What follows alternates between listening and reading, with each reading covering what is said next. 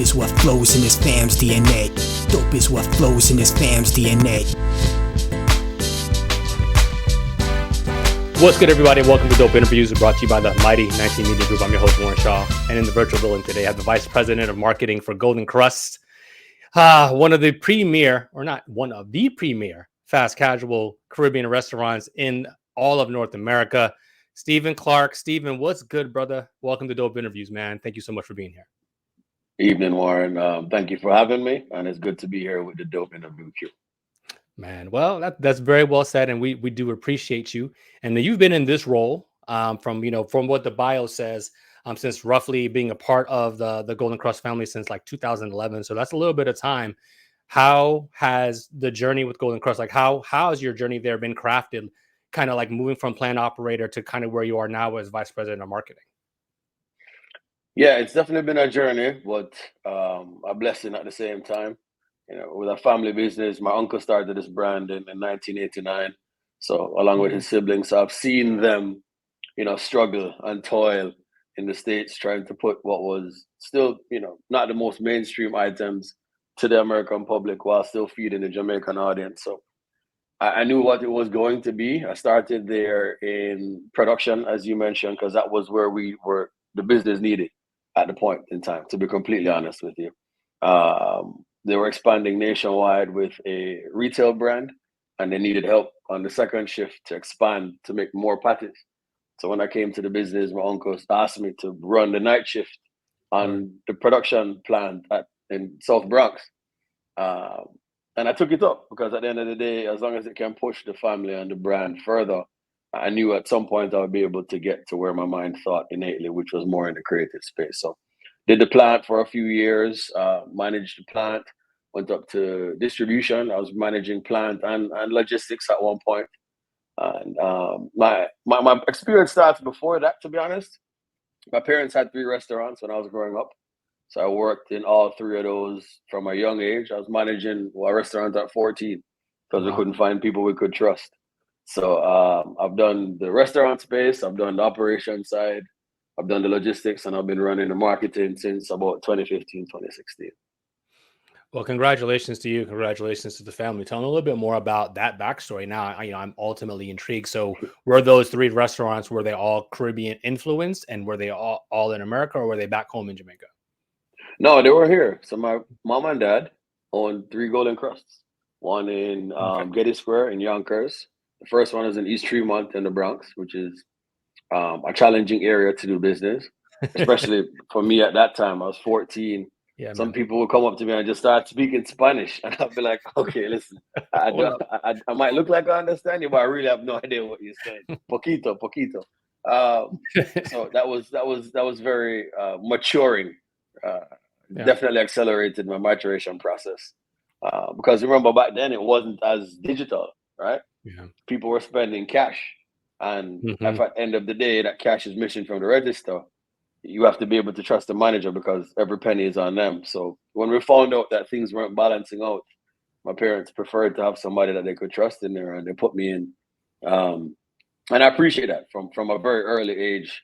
They were not afraid of giving me responsibilities. And I think now that's helped me a lot because I'm not afraid of responsibility. I almost welcome it. So that was a good experience for me. The third one was way up in Poughkeepsie. It's a whole different territory up there, a different client base. But those were the 3 stores that they had and that we ran. And that gave me a good hands-on experience with a few different things in the business, but learning how to deal with people and knowing how a good restaurant operation should be, which is still something that we apply to the brand to this day. And we're absolutely going to get into that here, Steven. I think one of the things I definitely want to drive into here now is the aspect of Golden Krust's original menu offering, so to speak. Because even from when I'm growing up, so like I live in the South Florida area, and I was like, all right, I kind of knew them as a patty shop, right? So for me, there was like them. There was a place called Charlie's where I'm from as well too. Like those were kind of like the premier, patty places down in my area. From that lens now, where it's like cook food, right? And now the aspect of, well, at least for me, in my understanding of it, but from all those days when your family was creating it, like what gave them the inclination, like this could work, right? And for some of the uninitiated, my parents are Jamaican, and they came and moved to New York, ironically as well. Mhm. but there was a lot of migration in that time for me, from them when they came in the 70s and whatever the case may be. But what gave your family the gumption, if you will, to say, you know what, this is what we're going to try to do, to bring a taste of home here into the States? Yeah, well, that's how they grew up too. So my Mhm. uncle Lowell, who started this, is one of 11. So my grandparents were busy growing up, raising 11 kids in border St. Andrew, which is, the hills of Jamaica. So for my family, growing up on a Sunday, we would always go and visit Mama and Papa, which is what we call my grandparents, because they had a bakery up there, and that every Sunday we would go to church, and after church, come down the hill. And Mama would cook up, brown stew chicken, rice and peas, dumpling, fry plantain, and everybody would come down the hill, up the hill. That was like the place in town Yeah. because the bakery was running and family was hanging out. So they grew up in a bakery business. Bread, bun. That was 1949 when Wow. Hawthorne and Sons Bakery started in Jamaica. So those same recipes that my grandparents put to the town that made them the quality bakers in the neighborhood that kind of serviced that area, that same recipe came up here with my uncle and his siblings. And so when they started in 1989, they already had that background. They already worked in the shop. They already were baking the breads. And they're still some of the best bakers right now. My uncle Raymond is in Georgia, and he's been baking for 50 years. We just did a feature on him called 50 Years in the Baking um, earlier on this year. And you can check that out on the Golden Krust page. But it's a family of bakers. We worked hard. We still do. Wow. We're still family owned. And it was never a flashlight in the dark. We saw the picture because we grew up in that house of hard work. Authenticity, at the heart of what you all do here, family oriented stuff. And especially when it comes to, again, that cooked food, that Caribbean people, all Caribbean people, but Jamaican specifically, they're always looking for that, right? And I think, being able to Mhm. bring that has been something that your brand has been amazing at. So talk to us a little bit about, Stephen, about the key elements, kind of in the transformation. You've brought some different ideas to the marketing of Golden Krust, just the inclination from your side, any pushback you might have received from family or otherwise, like, oh man, we're not really into all of that. Like, how did you Mhm. kind of get your vision to come to fruition? Yeah, you have experience with the Jamaicans, Warren. It sounds like you have some good experience with them. Yeah, nobody bats 1,000, and everybody's going to jump on everything. But proving out is important. Showing that it can work time and time again will help people understand that maybe this guy knows what he's talking about. Yeah. So when we started, I think before I even came here officially, my uncle asked me to lead a think tank. That's 2009 to 2011. Okay. I was doing project management for a firm in the city at the time. But the core responsibility for that group was to think outside the box because there was a marketing team already in corporate. Mm. It was small, but they needed a group of folks. There were 6 of us that I led, some family, some not, but 6 talented guys whose task was to think outside the box and bring new and creative ideas to Golden Krust. So it wasn't unusual for me to operate in that way. I've always tried to innovate. I remember getting a quote from a chef in California to gut out a school bus for a food truck. Mm. And this is '09. It was going to be like a business in the front, a service in the front, business in the back type of thing. So we could actually get seats, travel from state to state. But then when we park, we could actually service a full, 2 point of sale systems, music, everything. So we still might bring that back. But for us over the years, I think when we created the National Jamaican Patty Day, which is celebrated on the first Saturday of August every year, we created that 9 years ago. Wow.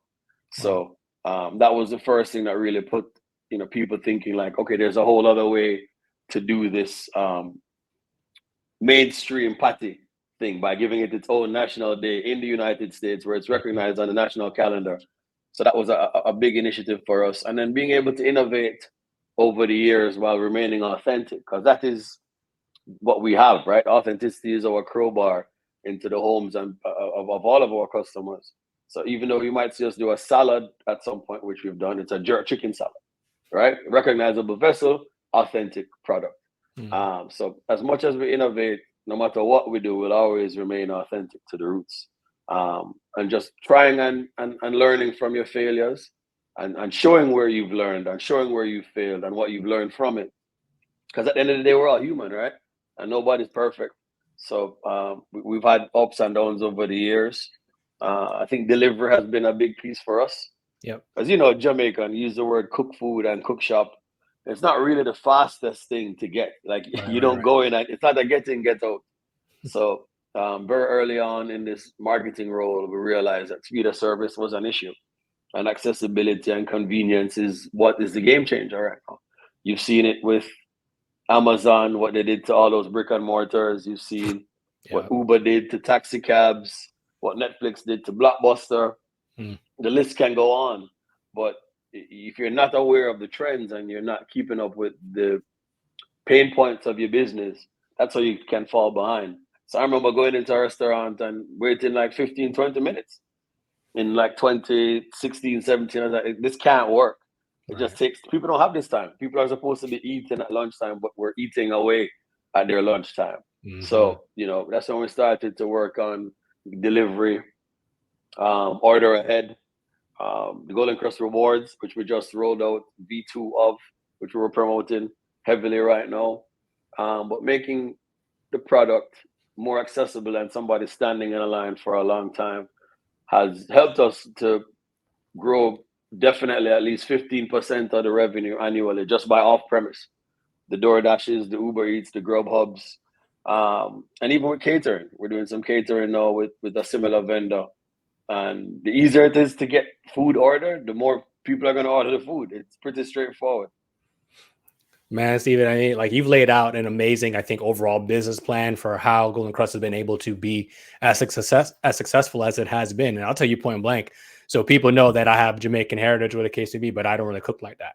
And so from when my grandma passed, who we also used to call Mama ironically as well, I didn't get those genes. But if I go to let me tell you, if I'm going to a potluck, they know I'm bringing the cocktail patties, and my cocktail patties always come from Golden Krust. I order ahead, Appreciate get that it. in the morning, and bring that in, and then people like they tear it up, man. So I appreciate even personally what you've been able to do, but I think many people in general appreciate what's been able to happen. So we've been talking a lot about, again, it being so family oriented. Obviously it's Jamaican influenced. What has the overall mainstream public, if you will, the Black Americans, Caucasians, et cetera, their embracement of Golden Krust as a brand? How do you feel like that has gone through the marketing lens? Yeah, I must be honest. I think they really like us because as much as our roots are Jamaican and the product is Jamaican, there's still a lot of people who know us as a New York City brand because we started in the Bronx and we've been around now. This is our 35th year. So congratulations to all the people involved who have brought us this far, staff, franchisees, friends, families. Not a lot of people don't make it to 35 years. So that's a part of the reason why we're doing all these things this year. But the mainstream American audience knows Golden Krust as the iconic patty store from New York City. And I think with that, it's easier to get people to try us because Jamaicans are everywhere in New York City, right? So you go to the high schools in the Bronx, there's Jamaican kids. Queens, Brooklyn, everybody has a Jamaican friend. And I call it the college roommate theory. So I went to St. John's. I had, a suite with, 4, many different bedrooms, 9 people.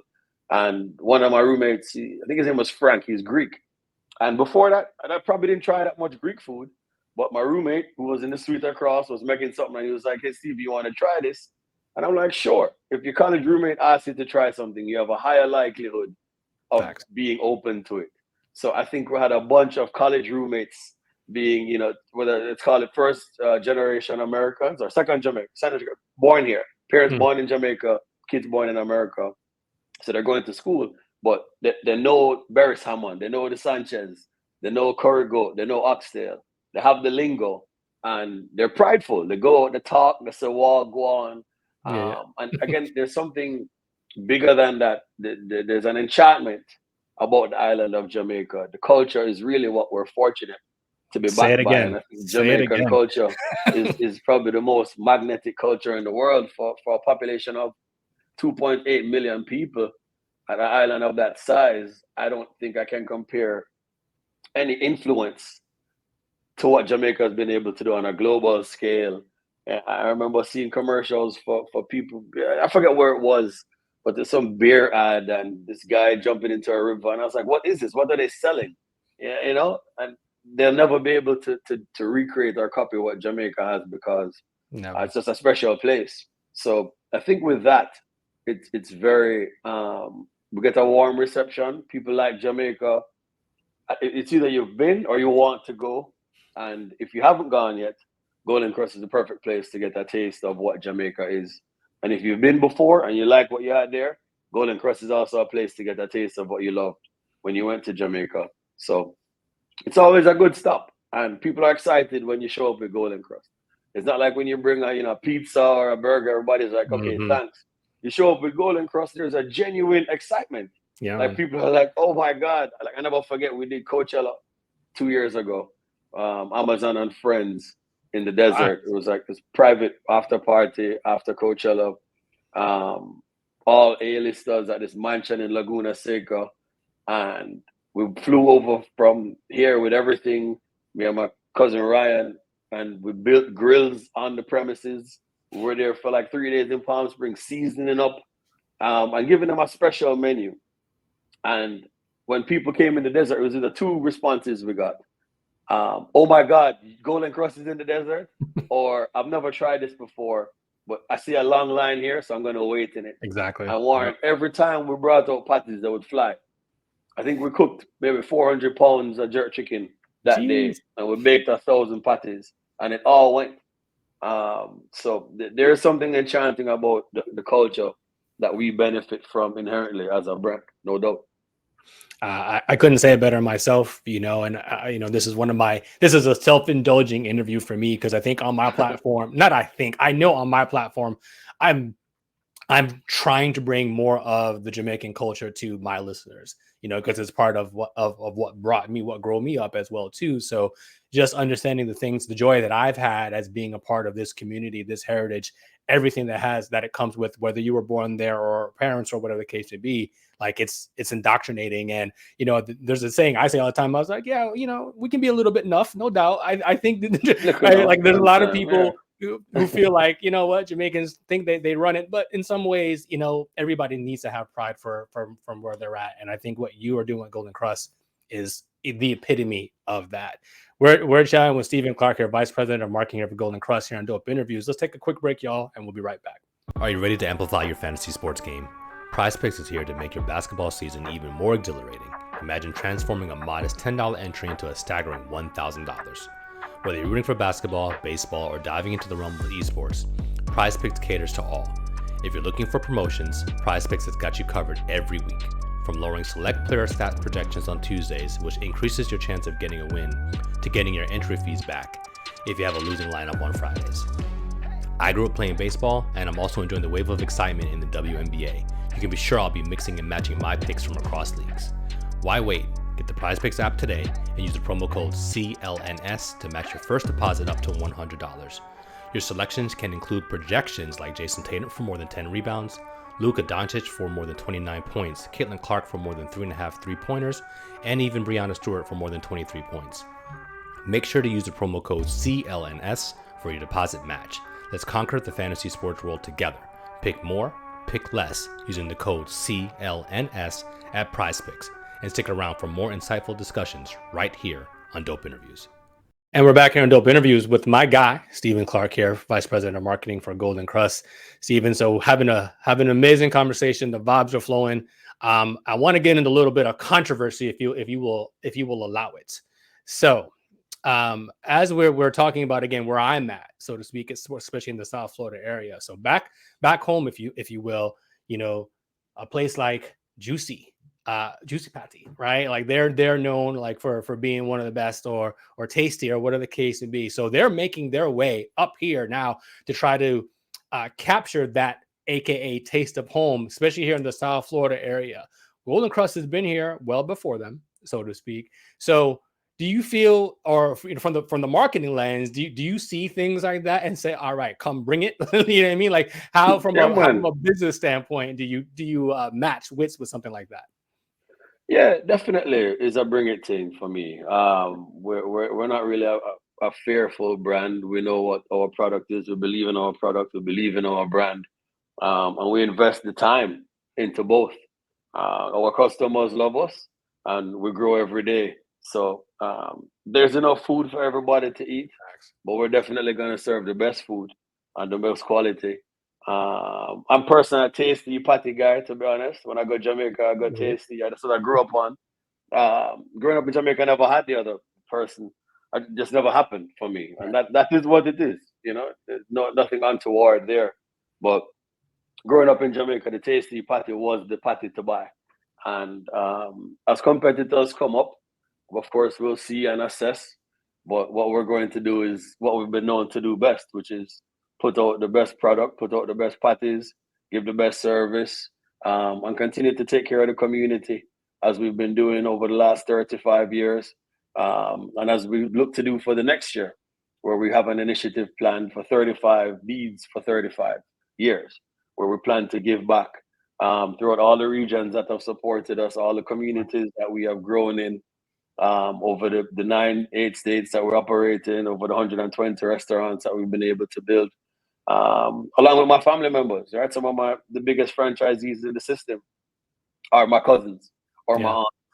So at the end of the day, to us, it's another restaurant. You know, whatever opens next door, somebody else can buy it there. So I don't really look at it that way. I think it's another competitor in the space, and we're strong competitors. We've known to compete. We've faced adversity, and probably in the most unexpected ways, like when I Mm. lost my uncle in 2017. So we know what it is to go through hardship, and we know what a good battle is. I haven't seen a good battle, but we're ready to go whenever the time is on. So we're gonna keep doing what we're doing, and they're gonna sell patties. We're gonna sell patties, and we're gonna keep on growing as we've been doing for the last 35 years. That longevity, I think, is obviously key to that here, and being kind of first to market in the States serves you well, but the more important aspect is the quality, you know what I mean? Because it's very easy to get complacent and say, like, all right, well, whatever, you just kind of rely on brand recognition, but the quality needs to consistently be there. I think Golden Yeah, Crust the has Golden been. Krust patty has a very unique flavor. The Mm, profile, it's one of a kind. And that speaks to the filling and the balance between the crust. Remember, I used to work at the plant, so I know what it is. I've been there at 4 a.m., I've left at 2 a.m., so I know all the hard work that goes into putting out the 300,000 pieces of products that we produce daily mm. that serve in the over 100 restaurants. And I know we're in 23,000 doors, grocery nationwide. So we've certainly got a winning formula within our Golden Krust. Literally, our patty is the name of our brand, which is Yes, sir. fortune, some would say, or serendipity. But that flavor that we've been bringing, which is funny because that's the name of the event that we met at Yeah, this yeah. weekend. But that Golden Krust flavor is really what will continue to set us apart.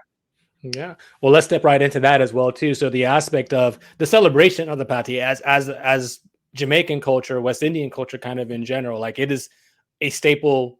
I mean, like, is it what would you call it? Is it a dish? You know what I mean? It's like, 'cause, I mean, it's just like it's not a full meal per se, but I mean, you If know you it, eat and two, is a full meal. right, especially with What? some cocoa bread and Yeah. everything, right? But Correct. Drop it in a cocoa bread with a proper, whatever beverage you choose. whatever beverage, And yes. I'm good, I can tell you about that. But yeah, a handheld snack to some, but with the right pairings, it could count as a meal for sure. Value for sure you get as well. For sure, the value. So, but the aspect of creating an event around that, as we were talking a little bit off air, doing the flavors event, National Patty Day, et cetera, doing that in 3 markets, if you will, 2, 3, your biggest markets from the Golden Krust brand with over 100 store locations. Just why that? Why celebrate it in that way, in that level? Bringing in music and all types of food and artists and people to celebrate. Yeah, good question. The Patty Tour, we did it for the first year. So this is the inaugural year of our Patty Tour. And the Patty to Jamaica, as we've spent so much time talking about today, is the hero product, right? It is Mm, an iconic part of Jamaican cuisine. And a Golden Krust, we wanted to make sure that we gave it the necessary platform it deserved. So we took it on tour. and we wanted everybody to get an experience of that product, but also the chance to experience more of Jamaica culture. So the That patty is our hero product at Golden Krust, probably the most popular food item out of Jamaica, but we also have great music in Jamaica. So I wanted to make sure that we tapped into the top DJs in each region to make sure that people hear real Jamaican, as they would call it, juggling, right? Music that's mixed well with vibes. So we wanted to put that Jamaican vibe out there where people can immerse themselves in an experience where you have, beverages, food, music, performances by true Jamaican hot artists and DJs. So we really wanted to give people a taste of the island. We wanted people to hear how Jamaica feels. We wanted people to feel the vibes of Jamaica. And I think that was brought home in Georgia in July, in New York in August on Patty Day, and then closing it up this weekend in South Florida. I have to tip my hat to everybody involved, to my marketing team, and on the community, everybody who came out. We got hundreds of people at every event. Major Seven, who's again, his parents are Jamaican, and he embraces the culture. He has multi-platinum records. He's worked with Jay-Z, Rihanna, Future. We had Mixmaster David, who's on V103, which is one of the hottest stations down there in Atlanta. We came to New York. We had DJ Madout, who's a Bronx DJ, who's been working with us since the first Patty Day in August of 2015. Ayana Heaven, a female DJ who's hot right now in Brooklyn. And we had Grammy-nominated artist Jesse Royal perform a very live performance backed by the Royal Chaos Band, who is actually, my cousin is the producer and the pianist for that band. And then we came to Florida, and we've got the Florida talent. Dottie Dex is a big name in Florida. DJ Nico is playing. Every time I'm in Florida for work, he's playing somewhere. So I knew I could trust him. And then we had Don Hot, who is, again, the culture. I think he has a residency at Live, so he must be doing well for himself there. And Cranium, it was a good way to put the icing on the cake. He has one of the biggest records right now in Higher Life. And we did it different. We gave my cousin a chance to play the keys so we could do an acoustic style. So we took it a little bit up a notch to make sure that people could see and feel and experience Jamaican vibes at a premium level. And I think it was well received from what we're seeing. So I want to thank everybody who came out, because without them, these events wouldn't be what they were. And you, of course. And your wife. Well, you don't have to thank me. I was happy to be there.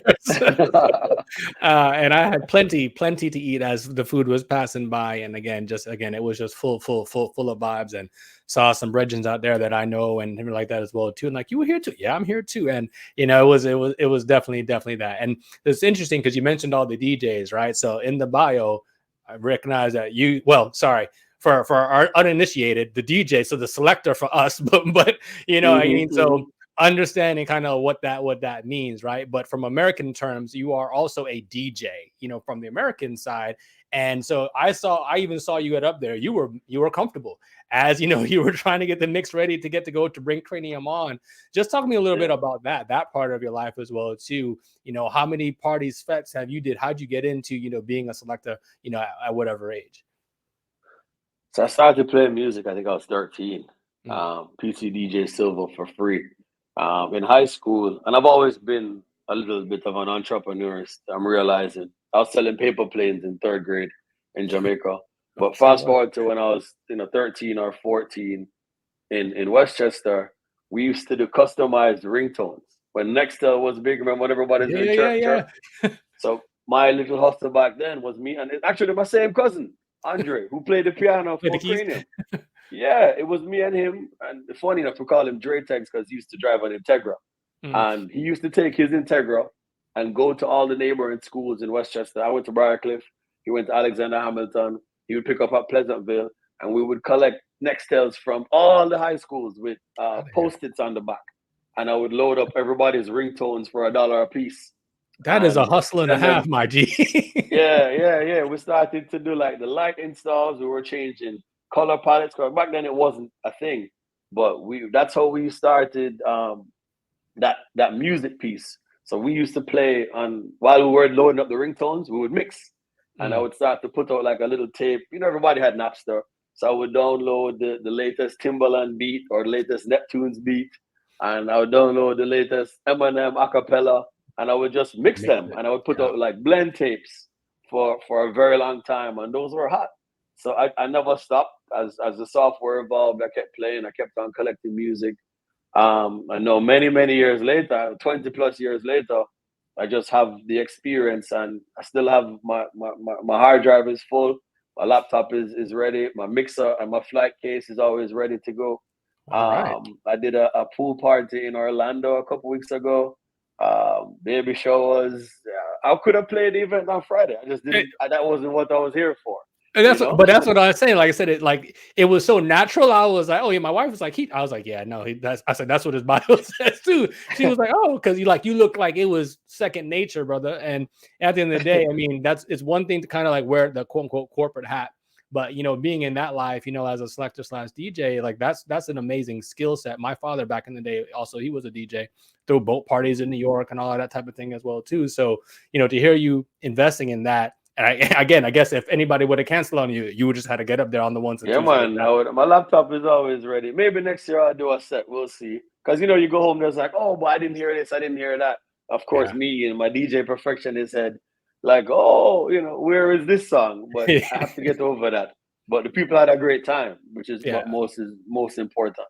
But yeah, I still play music. It really energizes me more than anything else. Like I need it. When I wake up, I need to drive with music. If it's quiet for too long, I'm wondering why. If I'm up late making a mix, I don't feel tired in the morning. There's just something good about music for my body. So I'm going to continue to feed it what's good for me. Everybody, music is truly good for the soul, man. Good for the soul. All right. Well, we went off left for a little bit there too, but I think all good information. So part of the reason that I got even introduced to you is because the Golden Krust brand now is entering or has entered already with a new product with the jerk chicken sandwich. Now, Steven, I have to ask you this question, and excuse the levity that I'm going to take with here, but you remember a few years ago, basically, around COVID and post after that, like the the chicken sandwich wars, if you will, Popeyes came onto the scene and Popeyes versus Chick-fil-A and so forth and so forth. Golden Krust was just kind of like, waiting in back. That wasn't really the part of the party you wanted to get into, but is the entrance now of the jerk chicken sandwich like entering the chat for you from the Golden Krust side, or are you like, what, this is a completely different conversation altogether? So back when that chicken sandwich wars were going on, I was busy doing like a full company corporate rebrand. Like I was doing packaging, menu boards, all the stuff that you go in and see today that looks good. We're kind of under the hood, working busy there. And it takes time and everybody moves at their own pace. But this jerk chicken sandwich was strategically deployed now to follow our jerk chicken salad because it's similar ingredients that make up a salad. And what's the best thing I think about our jerk chicken sandwich is that it comes in our cocoa bread, which people have come to love over the years. And I don't know anywhere else right now where you can go and get a jerk chicken sandwich or any sandwich really in our excellent cocoa bread. So that is what's very unique about our product. And if you've never had cocoa bread and you're listening to this, search it, goldenkrust.com, order now, sign up for the rewards, get your patty and cocoa bread to your door, and tag Golden Krust and let us know how you liked it. But if you've never had cocoa bread, I take this moment to encourage you to try it today. So we put that with the lettuce, the tomato, some jerk sauce. Some of the franchisees in Florida are mixing the jerk sauce with ranch. Some people are doing onions and peppers. So it's evolving and as it launches, and it's still new. Luckily for us, we're able to give over 500 people samples at the flavor event that you were at this weekend, and it was very well received. So yeah, everybody's timing is different, and we like to move at our pace and when we're ready. And I think this is a good time for it. And I'm looking forward to seeing what the consumer feedback is and the sales of this product. Yeah, I think it's going to be a hit, and I will double down on that. There's times I'd go to a patty shop and not even order a patty. Sometimes I just want no cocoa bread. I gotta get out of here. I would just get some bread sometimes, and you know what I mean, and drink it down with some juice or whatever like that. Because again, I just kind of wanted that as a snack. That's how how much I like cocoa bread as well too. So I would definitely, mixing that with the jerk chicken sandwich. I mean, that's a fire combination, man. So kudos to you, the team, for doing that and doing it at your own pace, so to speak. Here, a couple of quick ones before we, get out of here, Steven. And you touched on it, 35th anniversary. You guys are already doing meal delivery. Kind of what is the next innovations for you all here now with Golden Krust and its brand? We have some things that we're trying to work on for next year, but to be completely honest, the things that you mentioned are upon us. Like the jerk chicken sandwich is new, so we're going to need to get penetration and adoption in the system and get the product in more people's hands. The rewards program, we just relaunched it with a new partner, and I encourage everybody to download, and not just the app, because you can also do it online, goldenkrust.com. For the people who are very cautious about how many apps they have on their phone, we're very mindful of that. And I think it's probably the most competitive reward offer on the market right now. And I challenge anybody to tell me who you can go to for every $50 you spend to get $5 back towards your next purchase. Spend 50, get 5 almost doesn't happen anymore. And I can't say it will last forever for us. But that's how we came to market with rewards in, I'd say 2020, 21. We were offline for a few months to move to a new supplier, but now we're up and running. And we wanted to come back with the same offering as to not disappoint people. But right now, ordering online for delivery and being able to get rewards through DoorDash, it's a unique opportunity, I would put it as, for consumers to still get authentic Caribbean food, cooked from scratch, made fresh daily, delivered by top tier third-party delivery vendors in DoorDash, and still be able to earn rewards. I think it's a sweet deal. So I encourage everybody to become a Golden Krust reward member, where loyalty pays back faster than anywhere else, in my opinion. I will give you one or two last questions, if you will, but one part of it is kudos, honestly, because you're Jamaican. And I'm sure if you're on social media, you can peruse memes on Instagram or whatever, what it's like to go into, a Jamaican restaurant, right? Those type of things. And, no, you can't have more oxtail gravy with this. No, we're out to that. We're out to this. We're out to that. Right? Like that's a regular situation. But in a lot of ways, and some of the other brands, which will remain nameless here on our show, the customer service isn't the nicest. Let's just say that. And or the fastest. I've had some long lines, because let's not play around. But of course we try competitors. This is business. Of course I've been to some of these places. Wasted a lot of my time. So we try to make sure that we don't waste people's time and we give people good quality food.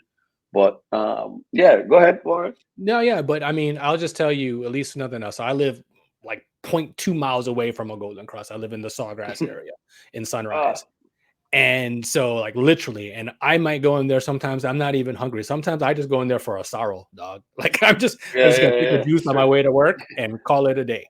And every time though, like the customer service has elevated over the years, and it doesn't meet, I think, what is the negative standard or the jokes, if you will, that we see on Instagram. And all that is part of branding. All of that is part of marketing as well too, to ensure that, because as again, quote unquote, enough as Jamaican people can be or perceived to be at times, the service side of it is not always that, unless you're like, at a Sandals resort or some foolishness like that too. So, but to get, good, really like kind of home customer service in those restaurants, kudos to you and the team for making that a priority, because that is not something that a lot of West Indian restaurants and Jamaican restaurants in specific are offering right now. So is there anything specific that you all did to ensure that was the case? And there might be people listening and it's like, oh, well, not at my establishment.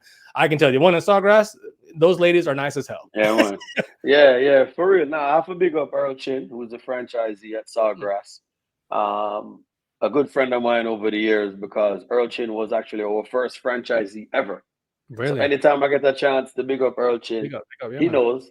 Big up Earl Chin for trusting my uncle and his siblings, who was the first Black franchise-owned restaurant chain in America, to invest his money in 1997 to be like, I'm going to be a Golden Krust franchisee. He had a partner at the time, but I was in Brooklyn.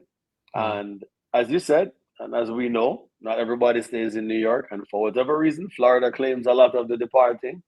And Earl went to Florida, and I think he has 2 down there, and he's doing very well. And every time I go to Sawgrass, I have a very similar experience to you. Whether I'm wearing a Golden Krust shirt or not, they're very nice, they're warm, they're welcoming, without being slow. Right. Sometimes they're very kind and they're drying their feet, but Sawgrass, they're efficient and kind. And for us, really, it's just letting people know that at the end of the day, we're dealing with people. Yeah. We're selling food and we're dealing with people, and people want to be treated with respect. People have things to do. People want to be treated fairly. A welcome goes a long way. We're a human-to-human interaction. So sometimes we overcomplicate it. It doesn't cost you anything to be nice. Yeah, I think that is extremely, extremely well said. Last one for you, Steven. And this is just from the human side, right? So the aspect of you working in this marketing space, you've had success building a brand, success as an entrepreneur, success as a man, as a parent, or whatever the case may be. What advice would you give to anybody listening, who wants to be the next Steven Clarke? Oh, good question. Remain authentic as you can. Stay true to your roots. Be consistent, right? I think that's important. People sometimes get bright eyes, wide eyes when they see a certain crowd getting a certain following, and all of a sudden they think that that's where they need to be. One day they're doing graphic design, the next day they're making rap videos. And rappers are great, graphics are great, but like if you keep on doing what it is that you're good at for a long enough period of time, it will pay you back. I think that's the easiest way to say it at a high level. I had a mentorship that I was a part of at NJCU, a college university in New Jersey. I was on a panel with some other young gentlemen who are also doing, I think, inspiring things in life. And there was a young man, and he said, "Yo, I have a little photography business." I said, "Stop." I said, "Don't belittle what it is that you're putting the time into." Yeah, because if you're doing it 10 years now, you're an experienced photographer who has shot for XYZ, and portfolios have been installed in ABC. So, believe in yourself, find something that you like to do, love, I should say, rather. Because even when it's hard, you're still going to love it. And even when it's late, you're still going to find the energy. And even when it's early, you drink a coffee and you get it done. But if you don't love it, if that passion isn't there, then that's when people start to let doubt seep in, and then you start to spin your wheels. So that's the best I could do with the time that we have to give people who are growing up. And I've never heard the next Steven Clarke, so thank you for asking me that in the first way, Warren. But those would be my 2 golden cents. I love that. I love that. And I'll close with this. I tell people at my full-time job all the time, because people have a way of limiting themselves, like in their own conversation. And I'll get, "Oh, I'm just this," or "I'm just that," as if their opinion doesn't matter. And I say, remove "just" from your vocabulary. I don't want to hear that. Everybody's opinion is valued. And then you need to, stand in the business, stand in the position that you have commanded, and not limit yourself in any capacity. So I think that is amazing, amazing advice kind of in general. That is all the time we have for today. We went a little bit long, but it was an amazing conversation with my guy, Steven Clarke, here, Vice President of Marketing over at Golden Krust. Make sure you follow the brand at Golden Krust. Steven, I thank you so much for joining us here today. And, hopefully there'll be more conversations to have, more opportunities to engage with the Golden Krust brand in general from you personally. And then it's also from our listeners. I'm Warren Shaw. You can follow me at Shaw Sports NBA or dope_interviews. You know what it is. It's been another Dope Interviews, y'all. And we're out.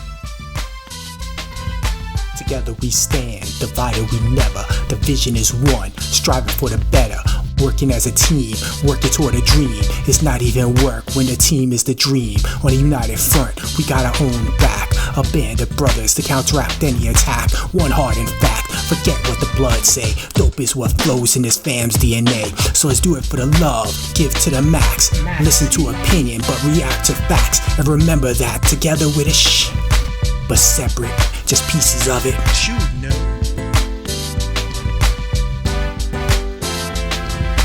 Dope is what flows in this fam's DNA. Dope is what flows in this fam's DNA.